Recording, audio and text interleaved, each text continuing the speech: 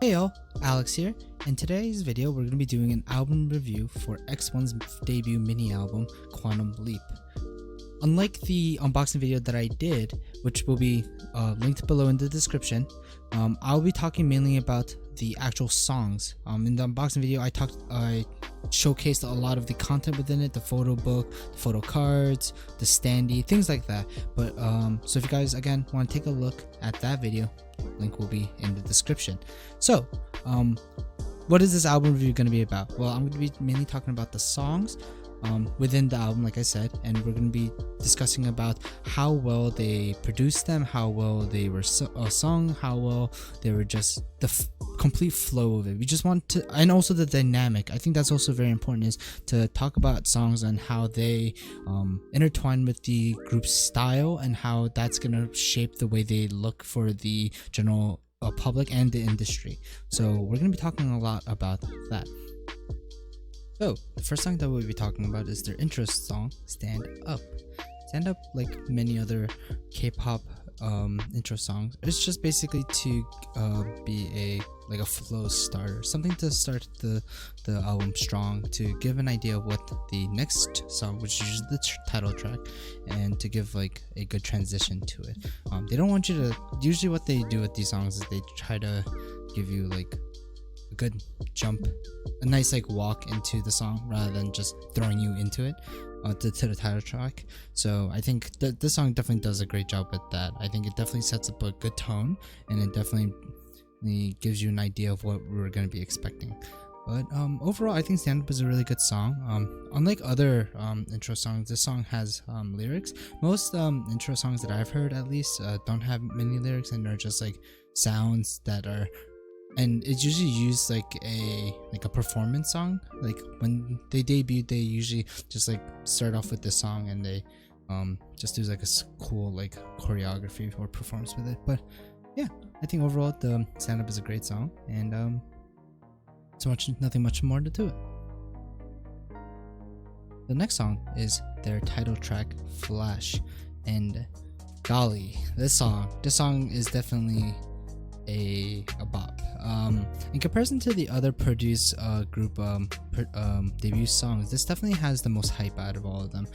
Dream Girls by IOI, Energetic by 101, and La Vie en Rose by IZ*ONE are definitely good songs, don't get me wrong, but this song definitely goes out of the different track line rather than being like to showcase some sort of skill or just some sort of like, I guess, like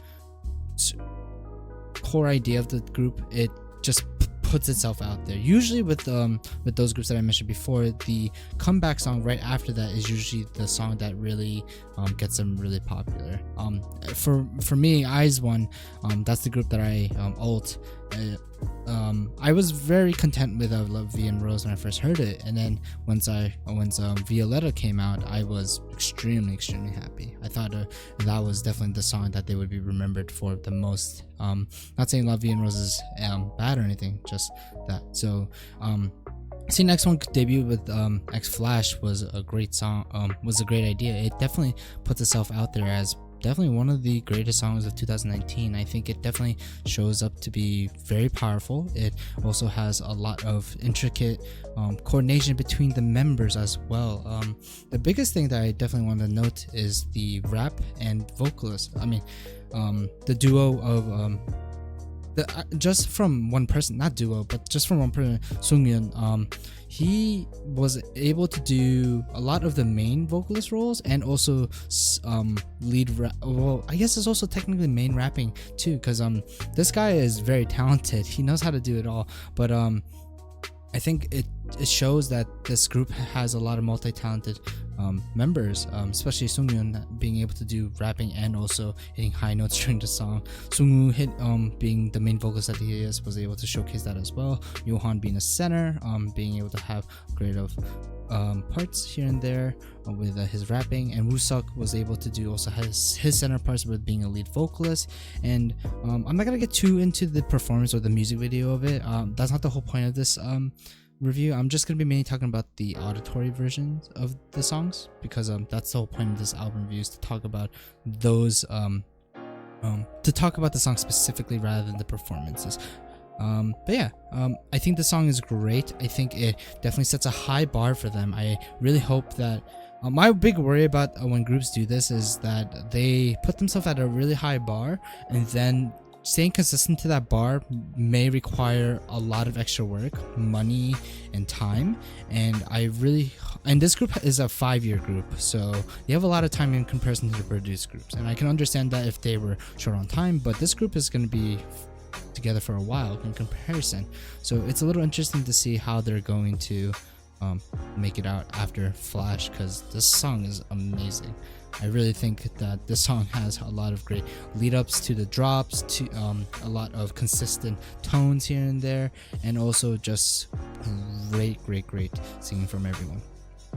The next song that we'll be talking about is Like Always. It is a very pop-centric song, very similar to Flash, but it has a very different tone to it, which is very funk pop style rather than a futuristic electronic style that Flash is. So Like Always is just a very fun song with the boys just, you know, showing off their cute side to them, the very pure, very fun side of them. And I think that's really great about them, is that not only can they pull off these like very like hard, sexy, like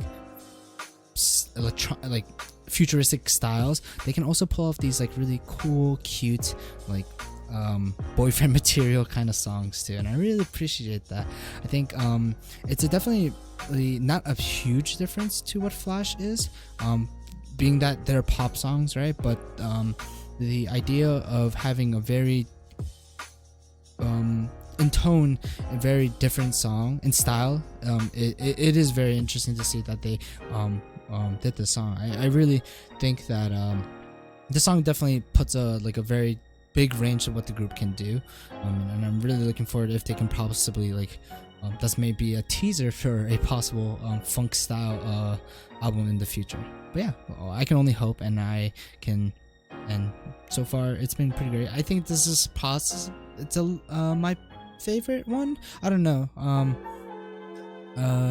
I thought I really like these cutesy styles, and I appreciate the funkness out of it, so it was really fun, and I really like listening over and over again. Okay, then the next song that we have here is their ballad song, and this was super unexpected. I knew that having very different tracks on a album would be is very common for most groups, like, you know, having one like their title track being like the main standout, whether it be and then like having like two or three tracks that are either similar or like very different, and they went the very different route with this one. It's called I'm Here For You, and it's a very good ballad song. It really showcases the amount of skill within the vocal line of this group. I think Sungyeon, Sungwoo, Juno, Minhee, and even Johan too, they were able to really showcase a lot of their chops, and I'm very happy that they're able to, you know, pull off such a great performance of this song. I think the coordination between them going back and forth, and Woosak, I'm so sorry, I miss Woosak too, how can I miss him? Just like the general feel of the song was just very pure and honest and just great. I'm very happy the way they made this turn out, and I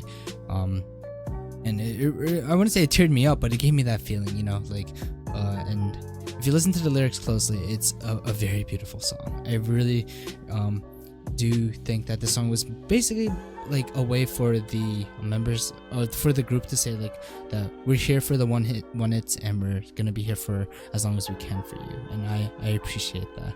So yeah, definitely a great song to showcase their singing ability, and I definitely do think that it's definitely one of the one of the best ballad songs of the current year. I don't know, I haven't listened to many ballad songs, but this one really caught my eye, and it might be biased because I'm an X1 stan, but yeah. Alright, so the last two songs of the album are called You Got It and Move, and I'm going to be grouping these songs together because they are very similar in some ways. The biggest similarity is that they're both from the PDX show. What I mean by that is that these two songs were used as evaluation songs for the trainees during the show. Usually there's about 6 to 7 members in each song, and they basically perform the songs, and then after that they get voted to see who passes on to the finale show. I was very surprised that these two songs were chosen to be in the album, the debut album at least. Usually what they do is that in the actual finale, the top 20 finale, there's 2 songs. In this case, they're called Boyness and To My World, and those songs weren't chosen, were chosen to be put in this album. In the past, they usually put those songs as the side tracks, but with the current X1 members. In the shows, they're also split into 10 members each, and then obviously there's some members in X1 that were in the Boyness team and some members that were in the To My World team. But in this case, they used the You Got It and Move, which roughly had in You Got It, there's everyone except for one member on that team made it to X1, and I think Move had 2 members, 2 or 3. I think he had 3. I forget. But anyways, I was actually very surprised that they chose those songs. My favorite out of the 2 is You Got It. I just like Sungu too much that I just appreciate the song a lot. And also he was the main singer for the song, and he pulled off a great performance during it. Move is a great song too. It's a very dance heavy electronic song, and I definitely like the rap parts of it. I think that it's a very good hip hop song, and I really enjoyed it a lot. You Got It is a very more sexy love style song. It definitely has a lot more sensual feeling to it, and I really like that too. And seeing the entire group perform this to sing the song was very interesting.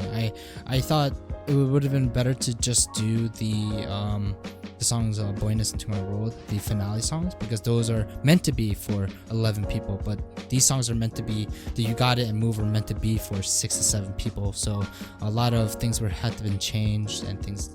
So it was a lot of, I'm very indifferent about these 2 songs being added to it. I think they're great songs on its own, but having already been performed and sung by the entire group, rather than letting it build up to make like subunits, it was a little interesting. So I'm kind of indifferent about it right now with those 2 songs. I do like them, but that's pretty much it so far. I forgot to mention there was actually one more song on the actual CD, not on the online album. On the actual CD album, the physical copy, there is the OT11 or the X1 version of Chima, which is the Produce X theme song, and it was great. I can't really say much about it. I really like this song. I think it's definitely probably kind of hard to say. I think it's definitely better than the Produce 101 Season 2 theme song, but that's just me. But yeah, I can't really say much about it. It's just a song just with 11 of them, with 11 of them instead of like 100 trainees instead, so you can actually hear the different voices. Yeah, that's pretty much it. So with that said, with all the songs together, I think this album definitely stands out to be one of the better albums of 2019. I definitely do hope to see that X1 can try to keep up the consistency with this album. I think it definitely showcased a lot of their talent, and it definitely I hope that they have a more focused album where it has a lot more, I guess, songs that are very similar to the title track song, and try to keep the flow going. Overall, I'm very happy with the debut song. I think this is one of the better debut albums of 2019 right now. It definitely has a lot of great feeling to it, and overall I'll probably rate this at a I'd rate this a 9 out of 10. It's great. It's a great album. It's just, I think it's setting a bar for the reason why I didn't give it a 10 out of 10 is because of the whole issue of the 2 X1 version songs, You Got It and Move. I really wish they chose the finale songs instead, because again, those songs are meant to be for the 10 members or 10 plus members, but in this one the 2 songs they chose were meant to be sung by 7 members, so it's a little hard to not distinguish, but to like give enough parts for everyone when it's meant to be for smaller unit groups. But yeah, that's pretty much it for now, guys. If you guys have any comments or want to agree or disagree with anything what I said, please comment below. I'd love to hear your thoughts on the album itself. I think it would be great to have some discussion with you. I reply and see all of your messages, guys, so I mean, obviously, because I'm a small YouTuber, so I'm gonna have a lot of time to just check the 1 comment or 2 comments on it. So please feel free to talk about whatever about the album in the comments below. I'll try to reply as soon as possible. And but yeah, thanks again, guys. Remember to check out any of my social medias down below. Again, Twitter is the main social media that I use, but you can follow me on any one of those: Instagram, Facebook, Twitch stream, Twitch, anything like that. And I hope you guys can just keep track of whatever I'm doing on any of those social media sites. Also, please, if you guys can, please like and also subscribe to the video. If you guys would like to see more content like this, please keep supporting me. I'd love to bring as much content to you guys as much as possible. And but yeah, thanks again, guys. I hope you have a wonderful day or night or afternoon, wherever you guys are, and I'll see you later.